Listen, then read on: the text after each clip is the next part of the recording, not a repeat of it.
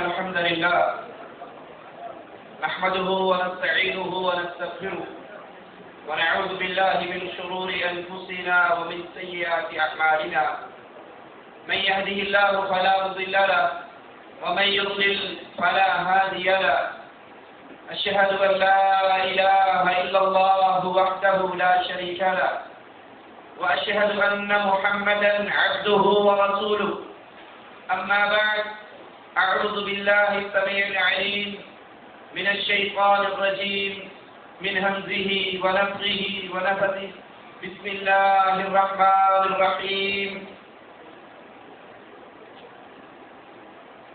قد أفلح المؤمنون الذين هم في صلاتهم خاشعون والذين هم عن اللغو معرضون.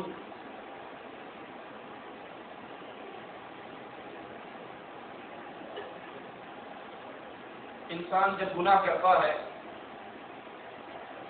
تو گناہ کرتے ہوئے اس کے دل پر سیاہ نشان لگ جاتا ہے اور یہ سیاہ نشان اگر اللہ عز و جل سے توبہ نہ کی جائے تو پھر دل کی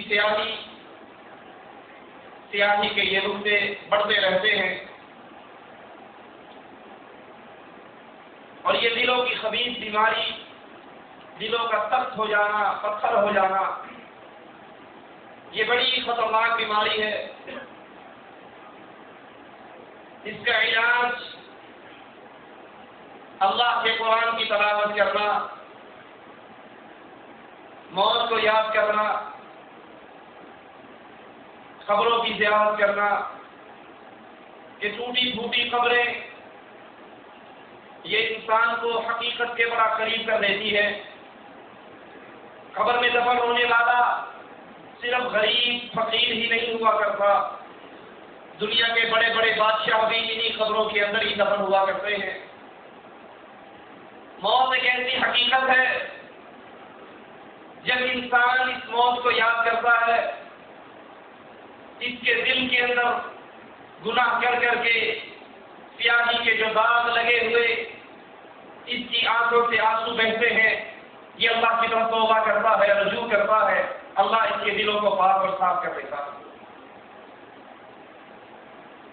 یہ موت جو خود پر آنے والی ہے، نہ اس سے کوئی عالم بچ سکتا ہے، نہ جاہل بچ سکتا ہے، نہ امیر بچ سکتا ہے، نہ غریب بچ سکتا ہے، نہ نبی بچ سکتا ہے، نہ ولی بچ سکتا ہے. ایک سوال میرے اور آپ کے لیے باقی رہتا ہے کہ ہم کس قسم کی موت کی تیاری کر رہے ہیں.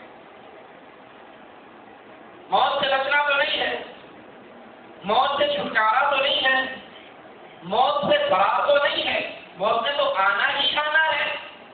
سوال یہ ہے میں اور آپ کیسی موت کو ویلکم کرنے والے ہیں، کون سی موت کو سینے سے لگانے والے ہیں. ہماری زندگی اس حال میں گزر رہی ہے کہ اگر اس حال میں موت آ گئی تو ہماری آخرت کا سفر جنت کی طرف ہوگا یا جہنم کی طرف. ہم اجنبی مسافر پردیسی 2 سال کے بعد چھوٹی جاتے ہیں تو کبھی دیکھا ہے چہرے پر کتنی خوشی ہوتی ہے اور ہاتھوں میں کتنا وزن ہوتا ہے. یا چھوٹی جا رہا ہوں، بیگم کے لیے بھی کچھ لے لوں، بھائی کے لیے کچھ لے لوں، دوستوں کے لیے کچھ لے لوں، پڑوسیوں کے لیے کچھ لے لوں. شاپنگ کر رہا ہے، خرید و فروخت کر رہا ہے، مال جمع کر رہا ہے. کیوں بھائی اتنی محنت کیوں؟ اچھی 2-3 مہینے تو رہنا ہے، 2-3 سال کے بعد جا رہا ہوں. اب ہر کسی کو کچھ نہ کچھ تو دینا ہوگا، کچھ پیسے جیب میں ہوں گے تو اچھا وقت گزرے گا. مگر نہ 6 مہینے کی چھٹی مہینے کے بعد واپس آ جائیں گے، جیب خالی ہو گئی. یہ چند مہینوں کا سفر ہے جس کے لیے ہم کتنا سامان اکٹھا کرتے ہیں. اور ایک سفر ایسا ہے جس میں کبھی واپسی نہ ہوگی، جس سے کبھی رجوع نہ ہوگا، جو کبھی دنیا میں آنے کا موقع نہ دے گا. اس کے لیے میں نے اور آپ نے کتنا سامان اکٹھا کیا. یہ موت سب پر آنے والی ہے. یہ موت رسول اللہ صلی اللہ علیہ وسلم پر بھی آئی جو انسانوں کے سردار امام الانبیاء محمد رسول اللہ صلی اللہ علیہ وسلم اللہ کی مخلوقات میں سب سے افضل مخلوق، رسول اللہ صلی اللہ علیہ وسلم پر موت کا سایہ چھاتا ہے۔ حضرت عائشہ کے سر میں شدید درد ہے، کہتی ہے ہائے میرا سر درد سے پھٹ رہا ہے۔ اللہ کے نبی نے کہا نہیں عائشہ، بلکہ میرے سر میں شدید درد ہے۔ آپ پر بخار کا گندہ ہوتا ہے، بخار آتا ہے، اتنی شدت ہے بخار کی، آپ نے ٹھنڈے پانی کا پیالہ رکھا ہوا، ہاتھ اس میں ڈالتے ہیں اور پھر اپنے چہرے پر پھیر لیتے ہیں، پھر ہاتھ اس میں ڈالتے ہیں، پھر اپنے چہرے پہ ڈالتے ہیں۔ موت قریب سے قریب تر ہوتی جا رہی ہے۔ صحابہ اس دن کو، جمعرات کے دن کو، سوموار کے دن کو یاد کر کے روتے ہیں، اس دن اللہ کے نبی پر بیماری نے حملہ کیا۔ لیکن اللہ کے نبی علیہ السلام نے موت کو کس حال میں گلے سے لگایا؟ آپ کی آخری لمحات کیا تھے؟ آپ کے آخری لمحات میں کیے جانے والے کام کیا تھے؟ رسول اللہ صلی اللہ علیہ وسلم اپنے اصحاب کرام سے کہتے ہیں مجھے اٹھا کر بٹھاؤ، میں نے نماز پڑھنی۔ بیماری کی شدت ہے، بیماری کا حال ہے، بخار میں سب رہے ہیں، لیکن دل و دماغ پر نماز چھائی ہوئی، مجھے اٹھا کر بٹھاؤ، میں نے نماز پڑھنی ہے۔ آپ کو بٹھایا جاتا ہے، پھر آپ اس میں یہ قابل ہو گئے ہیں، آپ پر رشی کا دورہ پڑتا ہے، پھر رش میں جاتے ہیں۔ آخری لمحات میں امام الانبیاء کی زبان سے نکلے ہوئے آخری لمحات کے اندر فرماتے ہیں اللہ میری لعنت پر سے یہودیوں پر، عیسائیوں پر، اتخذوا قبور انبیائہم مساجدا، ان یہودیوں پہ لعنت اللہ کے نبی کیوں فرما رہے، عیسائیوں پر لعنت کیوں فرما رہے؟ فرمایا کہ ان ظالموں نے اپنے نبیوں کی قبروں کو عبادت گاہ میں بنا دی، سجدے قبروں پہ، طواف قبروں پہ، نظر قبر پہ، نیاز قبر پہ، ذبح قبر پہ، پکارا جاتا ہے قبر والے کو اللہ تیری لعنت پر سے یہودیوں عیسائیوں پر جنہوں نے اپنے نبیوں کی قبروں کو عبادت گاہ میں بنا دی۔ آخری وصیت کرتے ہیں رسول اللہ صلی اللہ علیہ وسلم، آپ کی زبان مبارک سے جملے نکلتے ہیں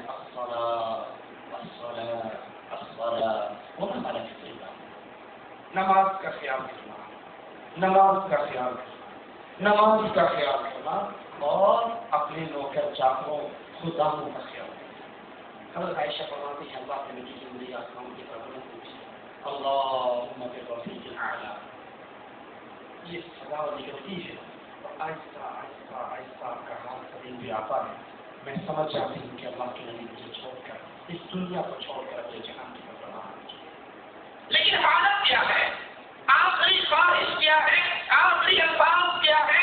آخری وصیت کیا ہے؟ نماز، نماز، نماز، نماز کا خیال کرنا، اپنے خادموں کا خیال کرنا۔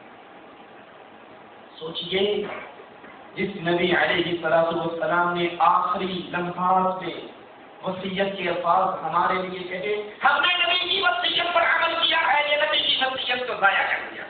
کتنے ہیں آج جن کو ہفتہ ہفتہ گزر جاتا ہے، جمعے والے دن ہی مسجد ان کا دیدار کرتی ہے، آگے پیچھے وہ اللہ کے گھر میں نہیں آتے۔ کتنے ہیں وہ جن کو یہ غم ہوتا ہے مغرب کی نماز کھڑی ہوتی ہے، ادھر چولہے پہ ہنڈیا پکا رہا ہوں، اگر ہنڈیا چھوڑ کر نماز پڑھنے جاؤں گا تو ہنڈیا جل جائے گی، تجھے یہ غم ہے پیارے بھائی کہ ہنڈیا جل جائے گی، اور اگر تو بے نماز ہو گیا تو یہ تیری چمڑی جہنم کی آگ میں جل جائے گی۔ اللہ کے نبی علیہ السلام کے بعد سب سے افضل ہستی ابو بکر رضی اللہ عنہ وارضاہ کی۔ موت آپ کے قریب ہوتی ہے، موت آپ پر اپنے پر پھیلاتی ہے۔ حضرت عمر کو بلاتے ہیں آخری لمحات میں، ذرا غور کیجیے، اللہ کے نبی کے خلیفہ مسلمانوں کے دوسرے خلیفہ کو وصیت کرتے ہوئے جاتے ہیں کہ عمر رات کے وقت اللہ کا حق ہے بندوں پر جس کو دن میں قبول نہیں کرتا، اور دن میں بھی اللہ کا حق ہے جس کو رات میں قبول نہیں کیا۔ دن کا حق کیا ہے کہ اللہ کے لیے روزہ رکھا کرو، جو ایک نفلی روزہ اللہ کے لیے رکھتا ہے اللہ اس کے چہرے کو جہنم سے 70 سال دور کر دیتا ہے۔ یہ دن کا حق ہے۔ سارے ہفتہ کھاتے پیتے نہ گزارو، سوموار کے دن روزہ رکھو، جمعرات کے دن روزہ رکھو۔ نبی سے پوچھا گیا یہ جمعرات اور سوموار کو روزہ کیوں رکھے؟ کہا اس دن اعمال اللہ کے دربار میں بلند ہوتے ہیں، اور میرا جی چاہتا ہے جب میرے عمل اللہ کے دربار میں پیش ہوں تو وہاں پر کہا جائے کہ تیرے بندے نے روزہ رکھا۔ اور رات کا بھی حق ہے کہ ساری رات سو کر نہ گزارو، رات کا کچھ حصہ اللہ کے سامنے قیام کی حالت میں تہجد کی نماز پڑھتے ہوئے گزارو۔ اور یہ عمل قیام اور صیام اللہ کو اتنا پسند ہے جب رسول اللہ صلی اللہ علیہ وسلم حضرت حفصہ سے ناراض ہو جاتے ہیں، طلاق میں دیتے ہیں، آسمان سے وحی اترتی ہے، جبرائیل آتے ہیں اور کہتے ہیں اے نبی حفصہ سے رجوع کیجیے، کیوں؟ انہا قوامۃ قوامہ، یہ بڑے روزے رکھتی ہے اور بڑا قیام کرتی ہے۔ یہ دو عمل اس کے اللہ کو بڑے ہی پسند ہے، اور جنت کے اندر بھی یہ آپ کی اللہ نے بھی بنائی ہے۔ حضرت عمر کا وصیت ہے، آخری لمحات ہے، عمر رضی اللہ عنہ وارضا یہ وصیت سنتے ہیں، ابو بکر رضی اللہ عنہ وارضا یہ وصیت کرتے ہیں، حضرت عمر رضی اللہ عنہ وارضا پر موت اپنے لیکن حالت کیا ہے، کنڈیشن کیا ہے؟ فجر کی نماز پڑھا ہے۔ ہم میں سے کتنے ہیں جن کی معمول اور روٹین یہ ہے کہ فجر کی نماز مسجد میں حاضر نہیں ہوتی؟ کیا ہم بھی رسول اللہ کی امتی ہیں؟ کیا ہم بھی اللہ کے نبی کا کلمہ پڑھنے والے ہیں؟ کیوں نہیں ہوتی؟ رات کو فلم دیکھنی ہے، فلم دیکھتے ہوئے جب 1-2 بجے سوئیں گے تو فجر میں کتنی آنکھ کھلیں گی؟ رات کو مزدوری کرنی ہے، گپے مارنی ہے، دوست سے آئے ہوئے ہیں ان سے کچہری کرنی ہے، اب فجر سے کتنی کھلیں گی؟ رسول اللہ صلی اللہ علیہ وسلم نے فرمایا فجر کی نماز منافق پر بھاری ہے، عشاء کی نماز منافق پر بھاری ہے۔ عمر بن خطاب شہید محراب مسجد میں کھڑے فجر کی نماز پڑھا رہے، ظالم مار کرتا ہے، آپ زمین پہ گر جاتے ہیں، بے ہوش ہو جاتے ہیں۔ ہوش آتے ہی پہلا سوال کرتے ہیں کیا میں نے نماز پڑھ لی؟ کیا میں نے نماز پڑھ لی؟ اس کا دین نہیں جس کی نماز نہیں۔ یہ کس کی فکر ہے؟ یہ کس کی سوچ ہے؟ یہ ٹینشن کس کو ہے؟ جو فرض جنتی ہے، جس کی جگہ پہ رسول اللہ صلی اللہ علیہ وسلم نے جنت کا ذکر داخل کیا ہے، جس کو اطلاع دی گئی تھی عمر میں معراج پر گیا، مجھے بڑا خوبصورت ایک قصر نظر آیا، میں نے پوچھا یہ کس کا ہے؟ کہا پورے 30,000 نوجوان کا ہے۔ میں نے پوچھا وہ کون ہے؟ کہا وہ عمر بن خطاب ہے، جو جنتی ہے، فجر کی نماز پڑھ رہے، وار ہوتا ہے کہ جاتے ہیں ہوش آتے ہی پہلا سوال کرتے ہیں کیا نماز پڑھی ہے؟ کیا میری نماز پوری ہوگی؟ عبداللہ ابن عمر حضرت عمر کا سر اٹھا کر اپنی گود میں رکھتے ہیں، کہتے ہیں عبداللہ میرے سر کو زمین پہ رکھ دو، میرے سر کو خاک پہ رکھ دو۔ حضرت عبداللہ کہتے ہیں بابا میری گود میں رہیں گے۔ کہا نہیں بیٹا، میرے چہرے کو زمین میں رکھ دو۔ جب ان کے سر کو زمین میں رکھتے ہیں اپنی گال کو زمین کی مٹی میں لگاتے ہیں اور کہتے ہیں ہو سکتا ہے عبداللہ اللہ تیرے باپ کو اس طرح خاص آلود دے کر رحمت کرتے ہیں، اس کے گناہوں کو معاف کرتے ہیں۔ یہ غم اور یہ ہم، یہ فکر کس کا ہے؟ جو عمر بن خطاب ہے، جو بولا کرتے تھے آسمان سے ان کے جملے کو قرآن بنا دیا جاتا، جو یہ خواہشات کا اظہار کرتے تھے آسمان والا قرآن کے اندر حکم اتارتے ہیں۔ ان کی موت کس حال میں آئی؟ نماز کی حالت میں، اللہ کی یاد کی حالت۔ سوچو میں اور آپ بالآخر موت کی طرف چل رہے ہیں، ہم رک جاتے ہیں، ہم سو جاتے ہیں، وقت نہیں رکتا، وقت نہیں سوتا۔ ہم کس طرح کی زندگی گزار رہے ہیں اور کس طرح کے موت کے استقبال کے اندر ہمارے لمحات گزار رہے ہیں۔ عمر رضی اللہ عنہ وارضا کے بعد حضرت عثمان کی موت کا وقت آتا ہے، قلعے کے اندر قید ہے، چھت پہ چل کر ظالموں سے سوال کرتے ہیں یہ مسجد نبوی کی زمین کس نے خرید کر دی تھی؟ کہا عثمان تو نے خرید کر دی تھی۔ کہا اسی مسجد میں مجھے نماز نہیں پڑھنے دیتے۔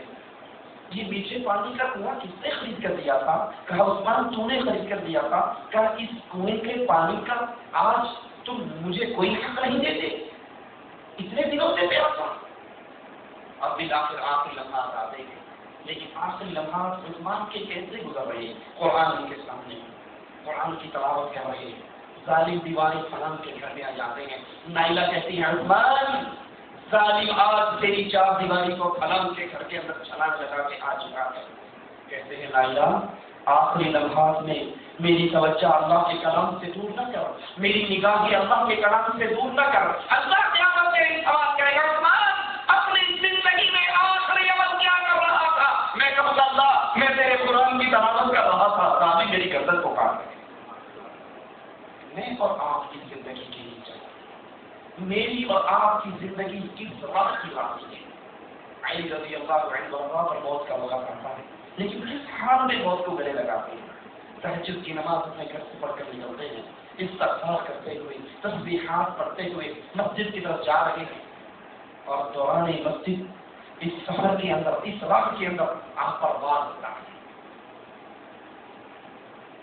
اللہ کے نبی پر موت آئی، نماز کا ذکر ہے، ابو بکر پر موت آئی، نماز کا ذکر ہے، عمر پر موت آئی، نماز کی حالت ہے، عثمان پر موت آئی، نماز نماز نماز اور قرآن کی تلاوت کا ذکر ہے، علی پر موت آئی اور فجر کی نماز پڑھنے کے لیے اندھیروں میں جا رہے ہیں۔ کیا میری اور آپ کی یہی کیفیت ہے؟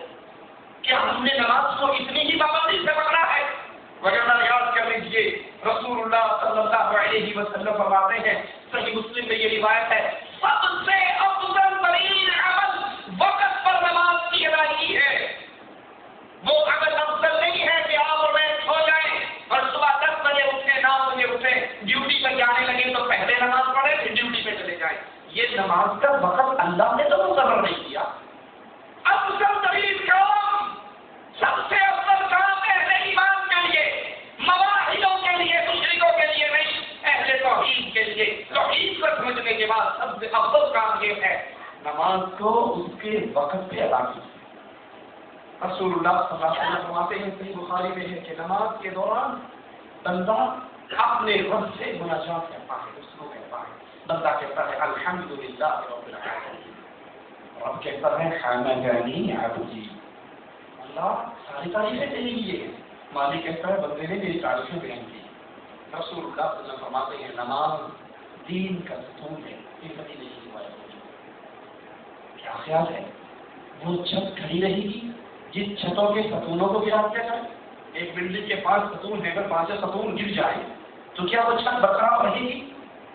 ایک بندے نے کلمہ پڑھا، مسلمان بن گیا، لیکن وہ نمازیں نہیں پڑھتا، 5 وقت کی نمازوں کو تاریخ ہے، اب یہ 5 ستون گر جائے کیا یہ ایمان کی چھت باقی رہے گی؟ یہ چھت تو گر جائے گی۔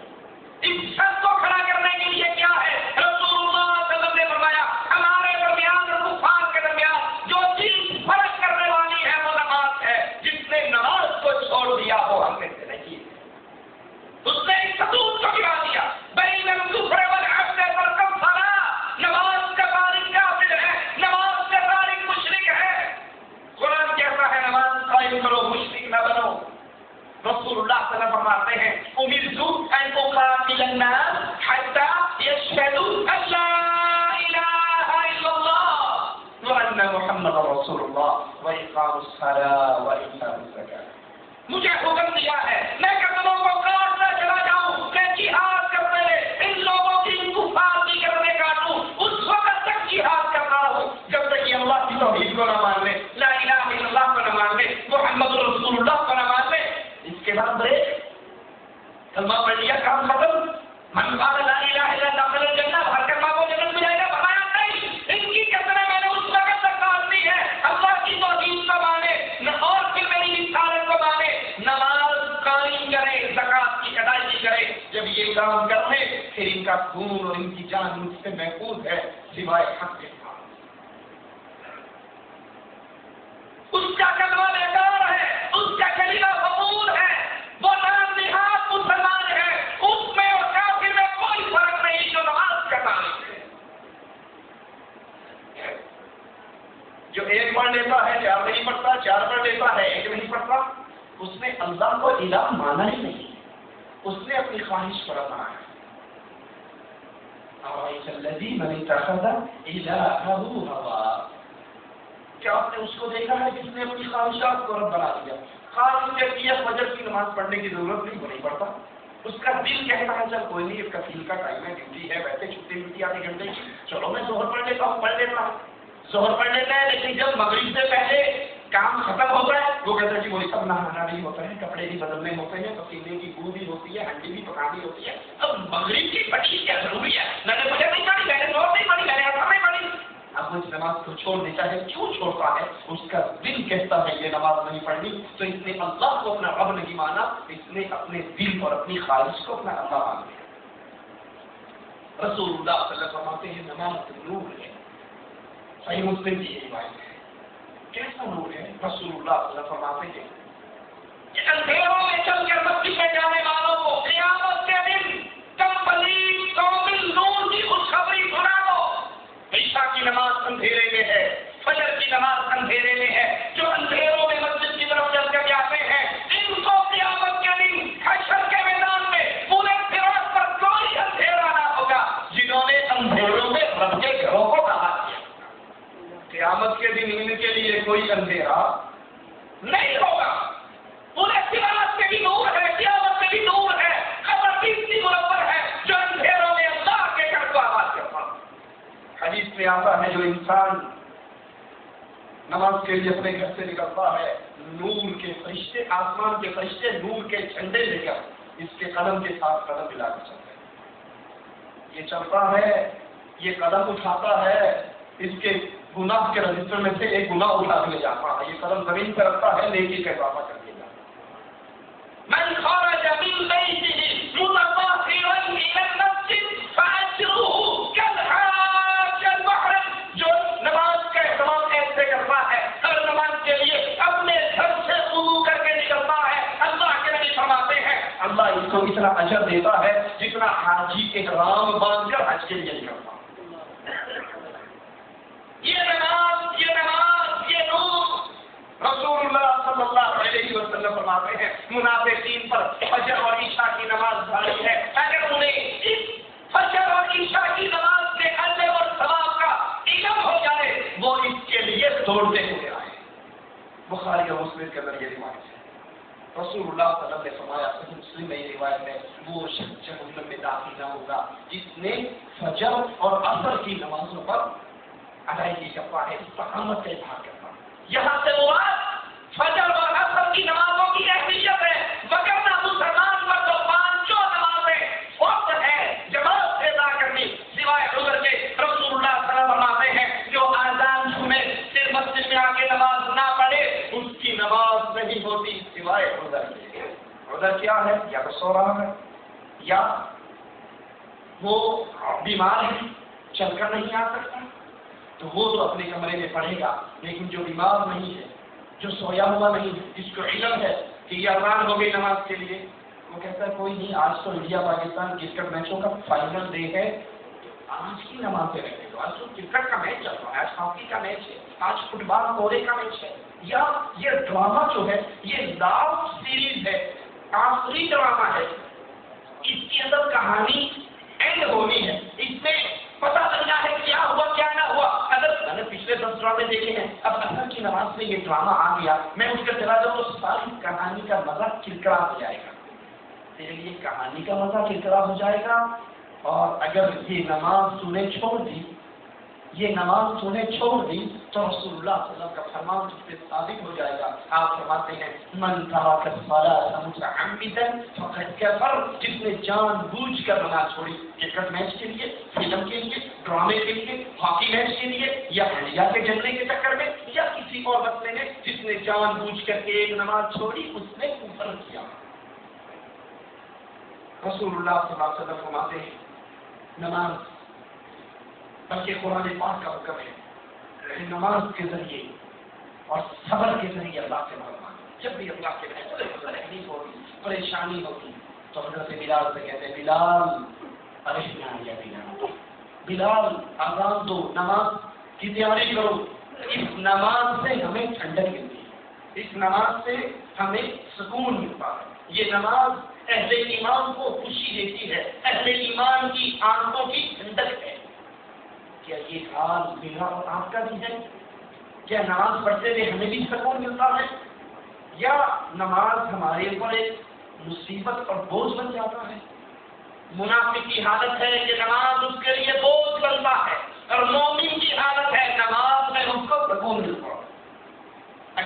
شخص نماز پڑھے اور کوئی جماعت سے نماز پڑھے، جماعت سے نماز پڑھنے والے کو اکیلے کے مقابلے میں 27 گنا زیادہ ثواب ملتا ہے۔ سوچئے ہم یہاں کمائی کرنے کے لیے آئے ہوئے ہیں، ایک کمپنی میں آپ 1000 ریال پہ ڈرائیوری کرتے ہو، دوسری کمپنی آپ کو 27 گنا زیادہ نہیں، 1000 کے مقابلے میں 27,000 نہیں، صرف 1200 ریال 200 ریال زیادہ دے دے تو کیا خیال ہے، پوری کوشش نہیں کرو گے کہ اس کمپنی میں رکھنے کا فرق ہو 200 ریال کا ہے، کرو گے یا نہیں کرو گے؟ ایک کمپنی کو، ایک کفیل کو 200 ریال کے چکر میں چھوڑ دیتے ہو، نہ مانے تو کوشش کرتے ہو یار اچھی بچی کرو، خروج میں ہائی لگا کے جاتے ہیں، دوسری کمپنی کا ویزا لے کر جاتے ہیں، ہر مہینے 200 ریال تو ملیں گے۔ رسول اللہ صلی اللہ علیہ وسلم فرماتے ہیں جو ایک نماز اکیلا پڑھتا ہے اور پھر ایک بندہ جماعت سے پڑھتا ہے، اس کو ایک نماز کا ثواب ملتا ہے اور اس کو 27 نمازوں کا ثواب ملتا ہے۔ سوچ لیں کتنی نمازیں ہیں جو ہم اپنے گھروں میں اور اپنے کمروں کے اندر ادا کرتے ہیں۔ رسول اللہ صلی اللہ علیہ وسلم فرماتے ہیں جب نمازی نماز پڑھ کے اپنی نماز کی جگہ پر بیٹھا رہتا ہے، نماز پڑھ کے اپنے مصلی پر بیٹھا رہتا ہے، فرشتے اس نمازی پر درود پڑھتے رہتے ہیں۔ جتنی دیر تک یہ نمازی نماز کی جگہ پر بیٹھا رہے گا، فرشتے اتنی دیر تک اس نمازی پر درود پڑھتے رہیں گے، اور فرشتوں کا درود کیا ہے؟ وہ کہتے ہیں اللہم اغفر لہ وارحمہ، اللہم اغفر لہ وارحمہ، اللہ اس نمازی کو معاف کر دے، اللہ اس طرح جس کے لیے فرشتے دعا کریں ان کی قبولیت میں کوئی شک ہے؟ جتنی دیر تک مسجد میں بیٹھیں گے اور ہماری کیسے ادھر سلام پھرتا ہے، دوڑ لگاتے ہیں، سب سے پہلے باہر کون نکلے گا؟ کیڑی مصیبت سب سے پیسہ ہوتا ہے، مسجد جا چکی، کوئی امام بیچارہ 2 سجدے لمبے کر دے تو بس نہیں چاہتا کہ دوبارہ اس مسجد کی بڑی لمبی نماز پڑھو۔ جو جتنی تیز نماز پڑھائے گا اتنا اس کی مسجد میں رش زیادہ ہوتا ہے۔ کیوں؟